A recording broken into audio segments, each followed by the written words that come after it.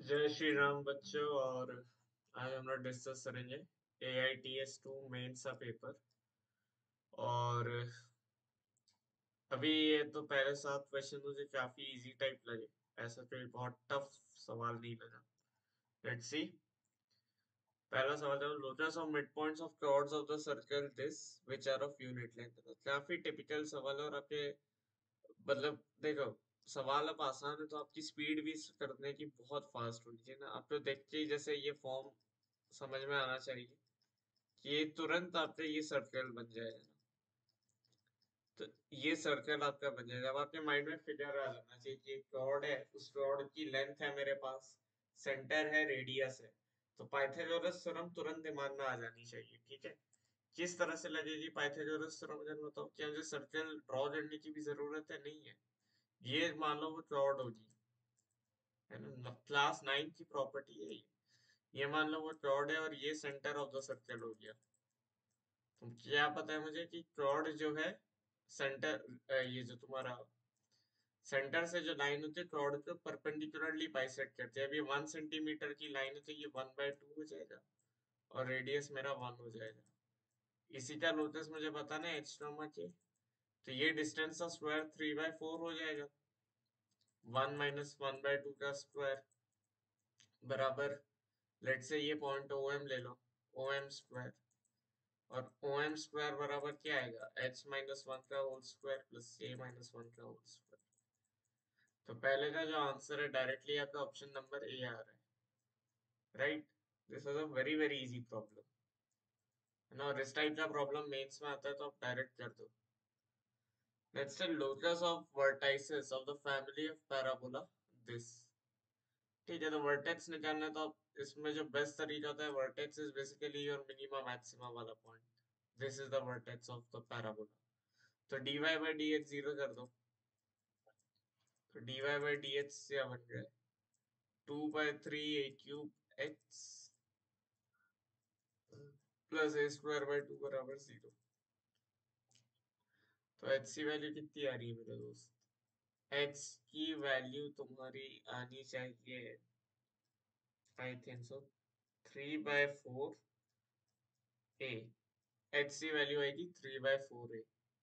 और y की value डाल दो, h की वैल्यू डालो तो a³ / 3 h²। क्या बन जाएगा तुम्हारा 9/16 a², right, plus a² 2 into 3/4 a -2 a।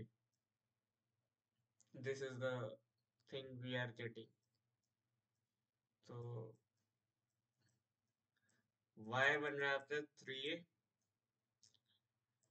Plus 3a/8 -2a, ऐसा बन रहा है। तो y आपका बन रहा है बेटा 11a/8। h था तुम्हारा 3/4a।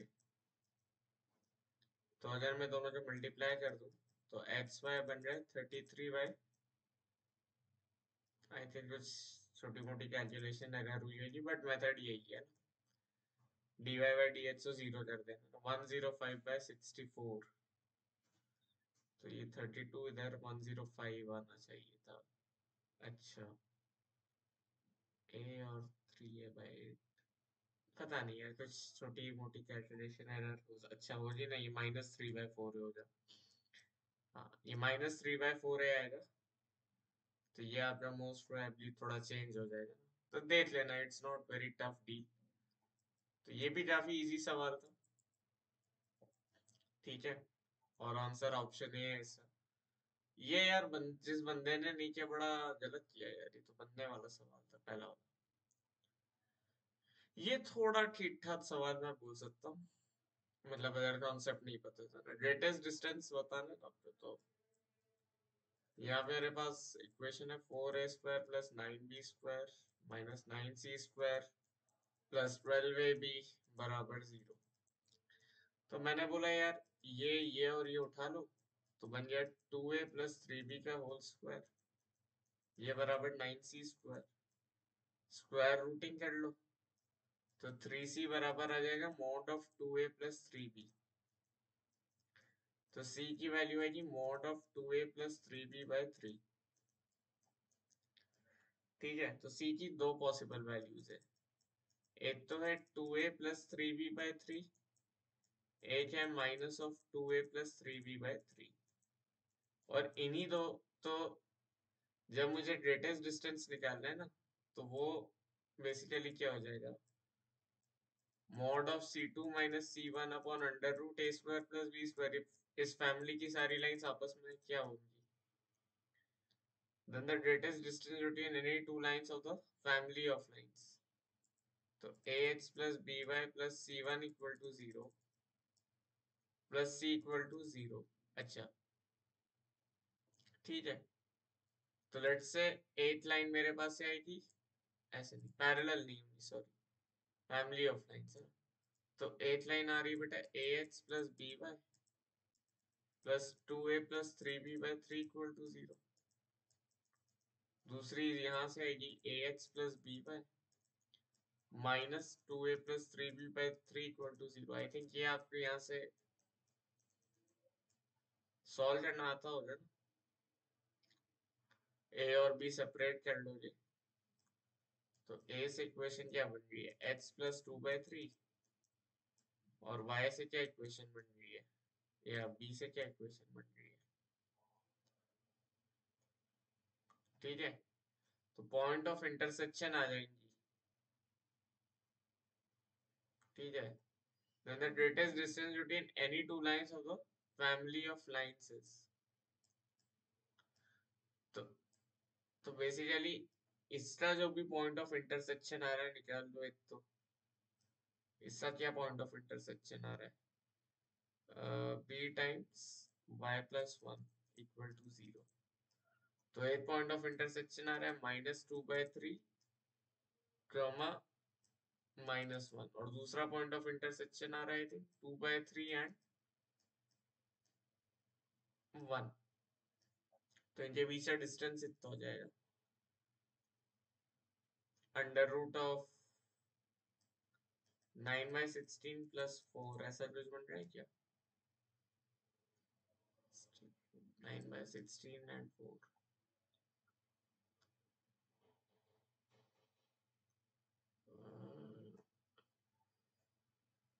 Then the greatest distance between any two lines of the family of lines, वैसे तो अगर दो लाइन इंटरसेक्ट कर जाए, if two lines intersect, तो उनके बीच में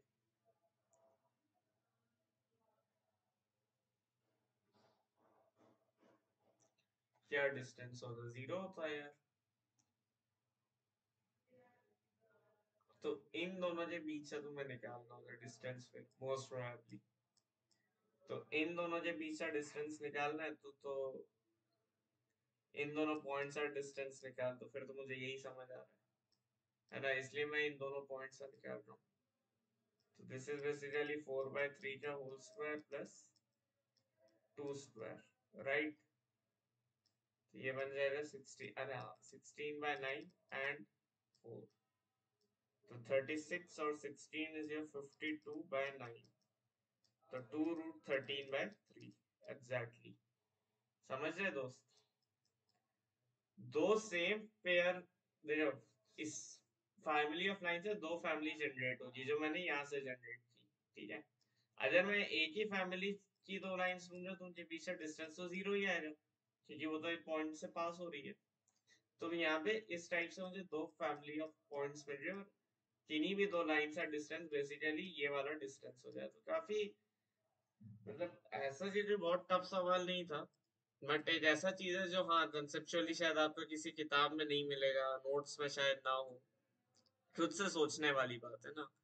तो मेंस में इस टाइप का सवाल आप बिल्कुल एक्सपेक्ट कर सकते हो, क्योंकि क्रिएटिविटी आप में इतनी तो होनी चाहिए ना, मतलब ये सोचना आई थिंक बहुत मुश्किल नहीं था, जैसा कि मैंने आपको बोला है ना।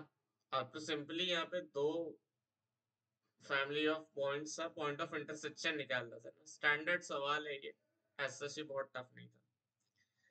फिर कह रहे हैं this line touches the parabola this, है ना। इसको करने के बहुत सारे मेथड है। एक, जैसे आपको अगर मान लो, अगर फॉर्मूला किसी को याद हो, तो डायरेक्ट रिड्यूस कर सकता है। कैसे कर सकता है, इसको लिख लेगा y माइनस 1/2 का whole square -1/4 plus x equal to 0। तो मेरे पास आ रहा है Y square is equal to -4ax type कुछ बन रहा है, माइनस ऑफ ये बन रहा है x -1/4 है ना। तो वाई स्क्वायर इक्वल टू है ना, इससे आपको टैंजेंट की इक्वेशन क्या होती है, y is equal to mx minus a/m है ना। तो y is equal to mx plus a/m होती है जब 4ax होता है ना, और y की जगह क्या आएगा y -1/2। अच्छा स्लोप कितनी है टैंजेंट की, -1, तो -x और क्या चाहिए भाई मुझे, -x है ना। तो बेसिकली टैंजेंट की इक्वेशन एट द पॉइंट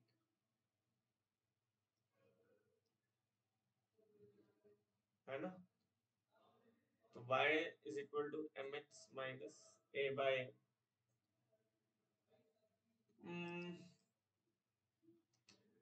हालांकि आप इसको नॉर्मल वे से भी कर सकते हो, टचेस द पैराबोला मतलब डिस्क्रिमिनेंट जीरो होगा, और आई थिंक टैंजेंट से भी हो जाएगा।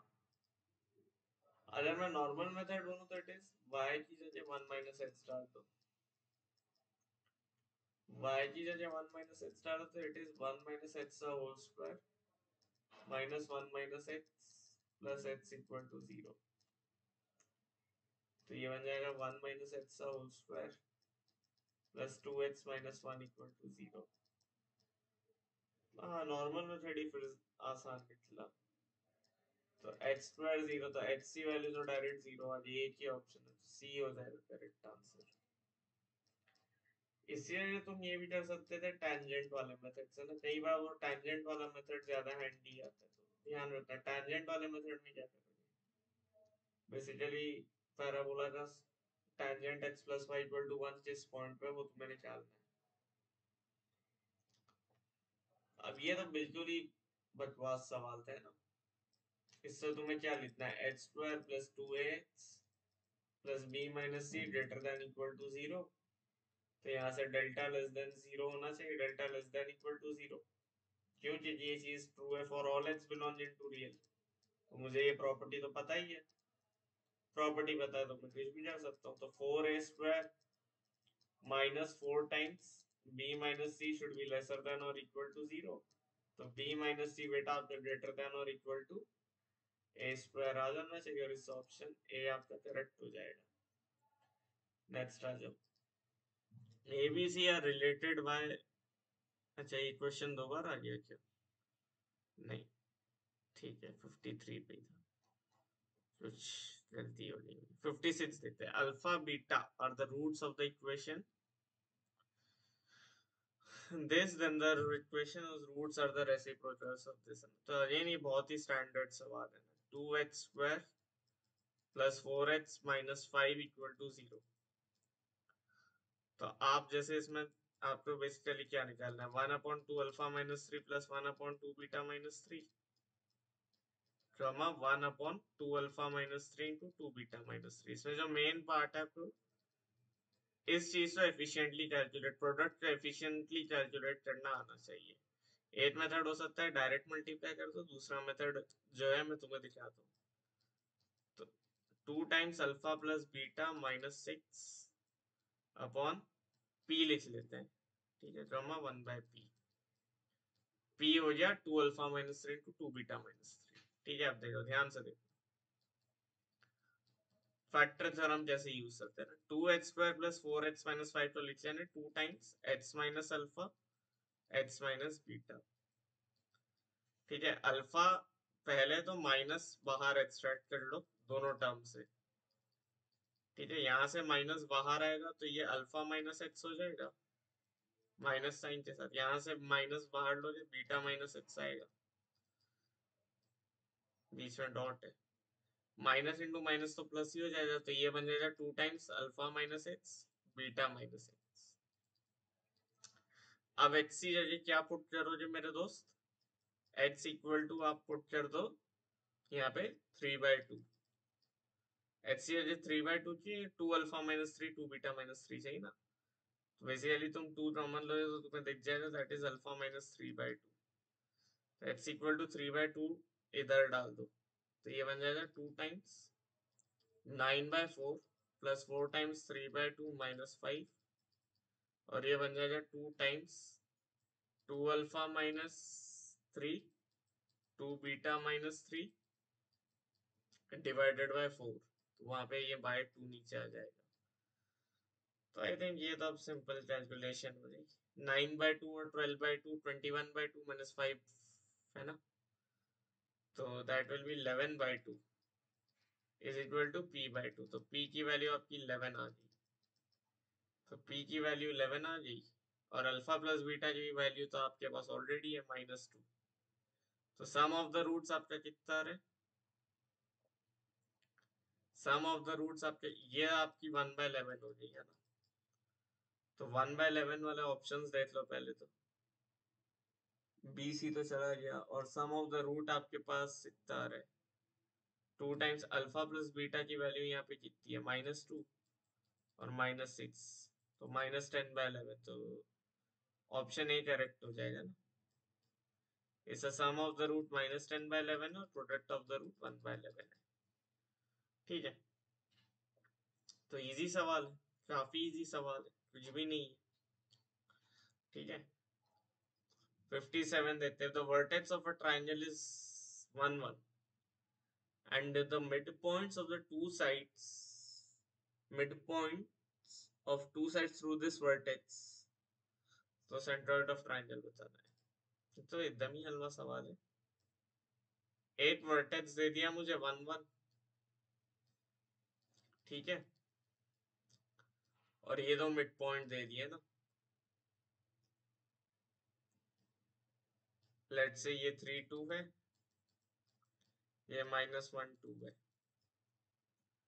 ठीक है, लेट से ये वाला x1 y1 है और ये वाला x2 y2 है। क्या मुझे दिक्कत आएगी? x1 + 1 बिल्कुल नहीं आएगी, है ना भाई। ये वाला पॉइंट फिर कितना हो जाना चाहिए मेरे पास, 5, 3 हो जाएगा, और ये वाला पॉइंट कितना हो जाएगा, -3, हो जाएगा। तो 1 + 5 6 6 - 3 3 3/3 1। ठीक है, सेंट्रोइड का formula x1 + x2 + x3/3 y1 + y2 + y3/3, तो एक तो 1 आ जाएगा और एक आ जाएगा 7/3, तो 1, 7/3 इसका आंसर ये होगा। मतलब ये तो बहुत ही ज्यादा आसान सवाल है यार, लग ही नहीं रहा है AITS चल रहा है। हालांकि एडवांस अच्छा फोड़ू आएगा। तो maximum length of the intercept, ये तो मेन से AITS है। Maximum length of intercept of any tangent on the LX with the coordinate axis. ये अच्छा सवाल है क्या थोड़ा। x² / 4 y² / 16 major axis y axis है, ठीक है, ऐसा हो गया। Maximum length of the intercept of any, अच्छा, तो किस टेंजेंट के लिए ये लेंथ मैक्सिमम होगी आपको ये बताना है ना। ऑलराइट,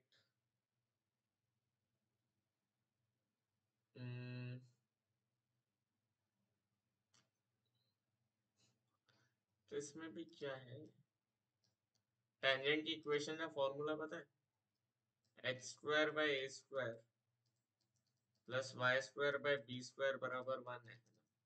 तो इसके टेंजेंट की इक्वेशन क्या होती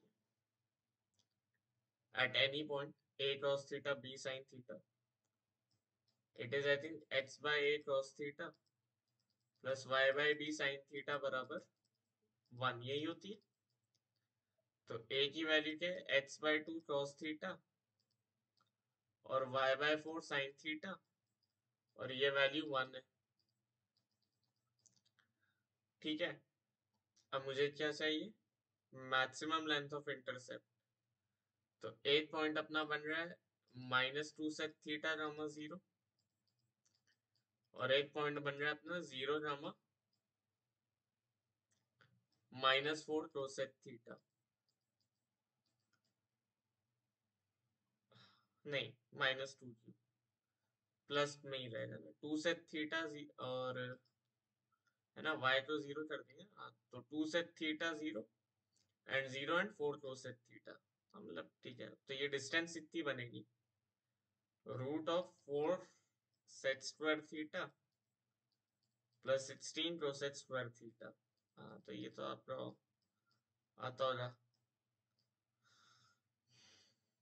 ठीक है, ये बन जाएगा। तो आपको पता है ना ये आइडेंटिटी, आई थिंक आइडेंटिटी नहीं भी पता था, जैसे तो आप 4/cos² प्लस 16/sin स्क्वायर कर लो, तो नीचे तो आपका साइन क्रॉस आ जाएगा, और ऊपर आपका बनेगा √4 sin² प्लस 16 cos²।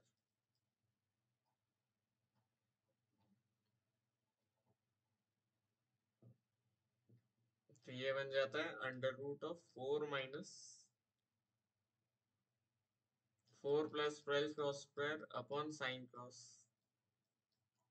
इससे तुम्हें क्या करना है, मैक्सिमाइज करना है। ठीक है, you have to maximise this. हालांकि तुम यहीं से बोल सकते हो ना, जब मुझे सम मैक्सिमाइज करना है तो सेक और क्रॉस इक्वल होने चाहिए, बेसिकली थीटा की वैल्यू π/4 पे ही होगा, जो भी होगा। तो 4 इंटू 2, 16 इंटू 2, तो √2 कॉमन लेके 20। The maximum length of intercept of any tangent of the ellipse गलती हो रही है, 4 sec² और 16 cosec² का मैक्सिमाइज करना है।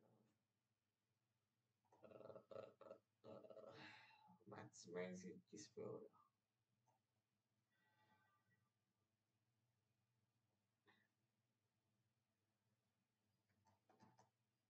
इसको मैक्सिमाइज करना है। तो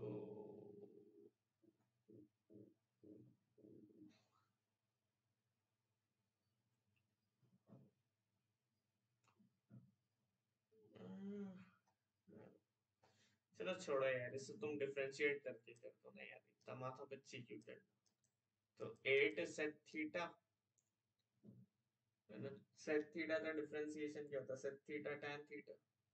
तो 8 sec theta into sec theta tan theta, तो ये बन जाए 8 sec² theta tan theta minus 32 cosec² theta cot theta should be 0। तो आई थिंक यहाँ से हो जाएगा। तो sec² theta tan theta should be equal to 4 times cosec² theta cot theta. अब हो जाएगा, इस इक्वेशन को सॉल्व करना है ना। sec² थीटा tan थीटा बराबर 4 times cosec² theta cot theta, सब तो साइन क्रॉस में ले लो। तो ये बन जाएगा sine theta by cos³ theta बराबर 4 times cos theta by sin³ theta.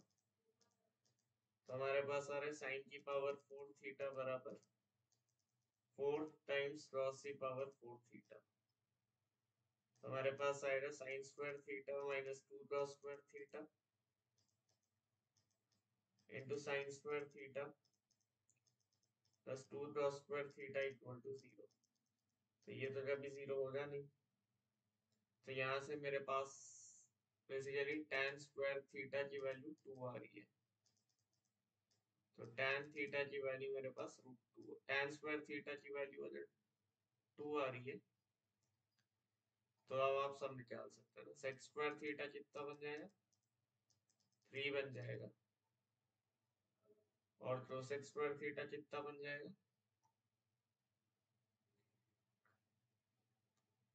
cosec² theta 1 plus cot square theta, right? तो वो 3/2 बन जाएगा, डाल दो वैल्यू। तो √4 सेक स्क्वायर थीटा है ना, तो 4 3 ज़ा 12 और क्या था 16 कॉस स्क्वायर थीटा, तो 16 इंटू 3/2।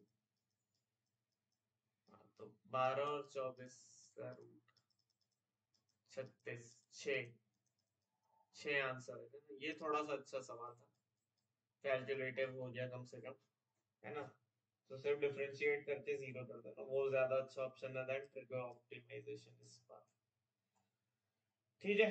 बाकी ओवरऑल यार अभी तक का तो पेपर मुझे ऐसा था कि यार ये 7 सवाल तो छट छट छट छट बन जाने चाहिए, इसमें ऐसा कोई भी कॉम्प्लिकेशन नहीं है। अगर मैं चलो ये सवाल एक बार हटा दूं, थोड़ा तुम्हें कॉम्प्लिकेटेड लगा तो उससे अलावा आई थिंक, और चलो ये भी मैंने हटा दिया एक बार तो, कि यार नहीं दिखा मैथ, तो 7 में से 5 भी बन जाते हैं, फटाफट बन गए। तो इजी था अब तक का, देखते हैं आगे का पेपर, मैंने अभी देखा नहीं, जब देख लूंगा तो कल तक आ जाएगी वीडियो। आप तब तक क्या करो यार, चैनल को सब्सक्राइब वगैरह कर दो, लाइक कर दो वीडियो को। ठीक है, जय श्री राम, जय मां शारदे, पढ़ते रहो, ऑल द वेरी बेस्ट।